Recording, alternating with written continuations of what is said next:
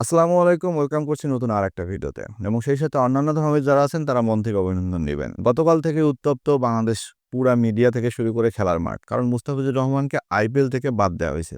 সবার একটাই অভিযোগ যে আইপিএল থেকে মুস্তাফিজকে ডেকে নিয়ে গিয়ে আবার কেন এভাবে বাদ দেওয়া হলো? মুস্তাফিজের অপমান মানেই হচ্ছে বাংলাদেশ ক্রিকেটের অপমান, বাংলাদেশ ক্রিকেটারদের অপমান। এ নিয়ে পুরা উত্তপ্ত ছিল পুরা মিডিয়া জগৎ, পুরা সোশ্যাল মিডিয়া থেকে শুরু করে বিসিবি থেকে শুরু করে প্রত্যেকটা ক্রিকেটার, প্রত্যেকটা ক্রিকেটীয় ব্যক্তি, প্রত্যেকটা ক্রিকেটীয় গণমাধ্যম। কারণ ইন্ডিয়া যে কাজটা করছে এই কাজটা একদমই ঠিক করে নাই। ইন্ডিয়ান ক্রিকেট বোর্ড যে কাজটা করছে এটা একদমই ঠিক করে নাই। দেখেন আমার কাছে পার্সোনালি মনে হয় আইপিএল কিন্তু অনেক দেরি। আইপিএল আমি যতদূর জানি আপনারাও জানেন যে এপ্রিলের দিকে আইপিএল অনুষ্ঠিত হয়। ততদিনে হয়তো পরিস্থিতি ঠান্ডা হয়ে যাইত। কিন্তু ইন্ডিয়ার কিছু উগ্রবাদী ধর্মীয়পন্থী সংস্থা যারা আছে তাদের কিছু থ্রেডের কারণে বিসিসিআই তাদের কাছে মাথা নত করে এবং সেটা কয়েকটা কমেন্টে আপনারা কিন্তু দেখতে পারেন। ইন্ডিয়ার একসময় ১৯৮৩ সালের যে ওয়ার্ল্ড কাপ বিজয়ী একজন লিজেন্ডারি ক্রিকেটার ছিলেন তিনি কিন্তু তার একটা ব্রিফিংয়ে বলছে যে ভারতে এই মুহূর্তে কি হচ্ছে আমি জানি না। যে খেলাটার মাঝে কেন রাজনীতি ঢোকানো হচ্ছে সেটাও আমি জানি না।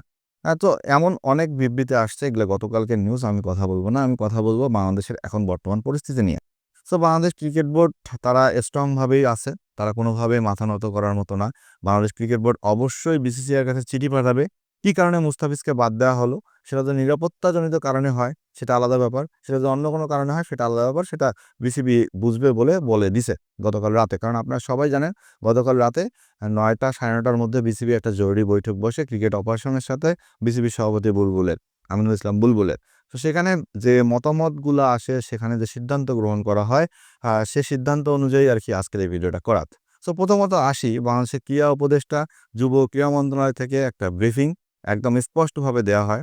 আসিফ নজরুলের যদি ফেসবুক স্ট্যাটাস আপনারা চেক করেন, আমাদের ক্রীড়া উপদেষ্টা তিনি কিন্তু স্পষ্ট ভাষায় বলে দিয়েছেন যে মুস্তাফিজের যে অপমান সেটা বাংলাদেশের অপমান এবং বাংলাদেশ ক্রিকেটের অপমান, ক্রিকেটারদের অপমান এবং বাংলাদেশের অপমান কোনোভাবেই মান্য করা নাই।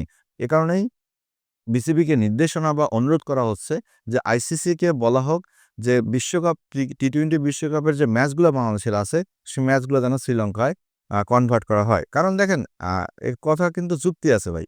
কারণ মুস্তাফিজ আমাদের একজন সাদাসিধা ছেলে। তার মনে কোনো মতন নোংরামি নাই। তিনি কখনোই কোনো রাজনীতির সাথে জড়িত না। বাংলাদেশের যে এত অভ্যুত্থান হয়ে গেল, বাংলাদেশের যে এত মানে আন্দোলন হয়ে গেল, ছাত্র আন্দোলন, মুস্তাফিজ কিন্তু এই ব্যাপারে কোনো কথাই বলে নাই।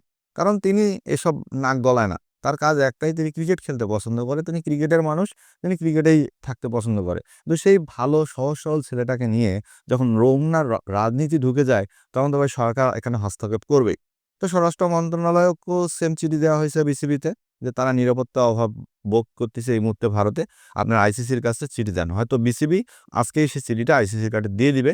কারণ আপনারা জানেন যে আইসিসির কাছে একটা চিঠি দিলেই না, সেই চিঠি কিন্তু একটা এভিডেন্স থাকা চাই। যদি আমি ভুল না করি, চ্যাম্পিয়ন্স ট্রফি যখন পাকিস্তান খেলতে না চায় ইন্ডিয়া, তখন কিন্তু ইন্ডিয়ার স্বরাষ্ট্র মন্ত্রণালয় থেকে বিসিসিআইতে চিঠি দেওয়া হয়েছিল এবং সেই চিঠিটা বিসিসিআই আইসিসিকে বলছিল যে আমাদের স্বরাষ্ট্র মন্ত্রণালয় কোনোভাবেই আমাদেরকে পাকিস্তান যাইতে পারমিশন দিচ্ছে না। এই কারণে কিন্তু হাইব্রিড মডেল যাইতে বাধ্য হয় আইসিসি চ্যাম্পিয়ন্স ট্রফিতে।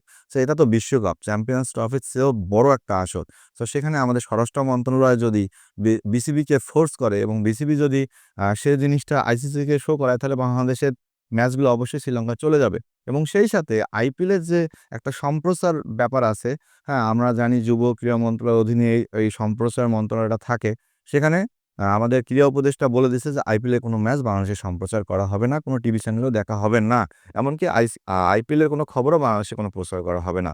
সো এটা কিন্তু একটা মনে করেন যে অপমানের যে প্রতিবাদ, সেটা কিন্তু তিনি জানিয়ে দিয়েছে। এখন বিসিবির করণীয় যেটা, বিসিবি আজকে হয়তোবা আইসিসির কাছে চিঠি দিয়ে দিবে এবং বিসিবি চায় না যে আমাদের কোনো ক্রিকেটার অবমাননা করুক। কারণ এখন যে পরিস্থিতি ভারতের, এই পরিস্থিতিতে যে একজন মুস্তাফিজকে তারা নিরাপত্তা দিতে না পারে, তাহলে সেখানে বাংলাদেশের কোচিং স্টাফ আছে, বাংলাদেশের আ না প্লেয়াররা আছে, বাংলাদেশের সাংবাদিকরা আছে। এছাড়া বাংলাদেশের কিন্তু সবচেয়ে বড় সমস্যা হবে দর্শকদের নিরাপত্তা নিয়ে। কারণ একটা ক্রিকেট টিমের তো অনেক দর্শক যাবে। ১০০ টা দর্শক তো অন্তত বাংলাদেশে খেলা দেখতে যাবে ভাই।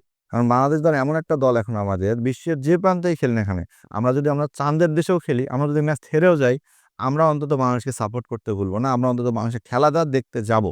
তো সেদিক থেকে চিন্তা করে বাংলাদেশের ম্যাচ সরানোর জন্য শ্রীলঙ্কায় অনুরোধ করবে বিসিবি এবং আইসিসি হয়তোবা সেটা মেনেও নিবে। তবে এই যে মুস্তাফিজকে নিয়ে এই নোংরা রাজনীতির শিকার করল ইন্ডিয়ার ক্রিকেট বোর্ড বা ইন্ডিয়ার ফ্রাঞ্চাইজি ক্রিকেট, এটা আসলে ঠিক না। কারণ আইপিএল আমরা জানি বিশ্বের সেরা লিগ, সেখানে বিশ্বের সেরা সেরা ক্রিকেটাররা খেলে।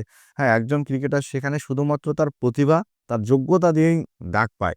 সেখানে কিন্তু মামা, খালু, চাচা কোনোভাবেই একটা ফ্র্যাঞ্চাইজি একটা ক্রিকেটারকে নেয় না। তো সেখানে মুস্তাফিজ আমাদের চান্স পেয়েছিল। পুরো বাংলার চোখ ছিল মুস্তাফিজের দিকে। কলকাতা নাইট রাইডার্স এর আগেও সাকিব আল হাসান, মাশরাফি বিন মুর্তজা, লিটন কুমার দাসকে নিল। এবার মুস্তাফিজকে নিছে। কলকাতা নাইট রাইডার্স অনায়াসে এই বাংলার পুরা সাপোর্টটা পাইতো। সে সাপোর্টটার থেকে আমরা কিন্তু মুখ ফিরাই নিলাম। কলকাতা নাইট রাইডার্সের যদি পেজ দেখেন তাহলে গতকাল ২৪ ঘন্টা পেজের অবস্থা একদম নাজেহাল, একদম ফলোয়ার্স লেভেল ডাউন। হ্যাঁ, সেদিক থেকে কলকাতায় বেশি ক্ষতিগ্রস্ত হইল। মুস্তাফিজের কোনো ক্ষতি হয় নাই। কারণ মুস্তাফিজ আইপিএল না খেলে তার ক্যারিয়ার নষ্ট হয়ে যাবে না। হ্যাঁ, আর্থিক কিছু ক্ষতি হবে, অন্য লিগ খেলে মুস্তাফিজ হয়তো সেটা পুষিয়েও নেবে। এদিকে গণমাধ্যমের নিউজ ভারত বাংলাদেশের সাথে আর খেলবে না। পাকিস্তানের মতোই ভারত বাংলাদেশের সাথে ক্রিকেটীয় সম্পর্কটা ছিন্ন করবে। ভাই, এটাতেও বাংলাদেশে কিছু যায় আসে না। কারণটা হচ্ছে ভারত কালে ভদ্রে বাংলাদেশের সাথে সিরিজ খেলে। যেমন আপনি যদি খেয়াল করেন গত ২-৩ বছরে ভারত বাংলাদেশের কোনো সিরিজই হয় নাই। তো সেখানে ভারত বাংলাদেশের সাথে খেলবে কি খেলবে না, আমার মনে হয় এটা নিয়ে বাংলাদেশ ক্রিকেট বোর্ডের কোনো যায় আসে না। সেক্ষেত্রে ভারতেরই ক্ষতি। কারণ এখন বাংলাদেশ ভারত ছাড়া এশিয়ার মাটিতে কোনো ম্যাচই ভাই আর জমে না। এদিকটাও আসলে ভারতের খেয়াল রাখা উচিত।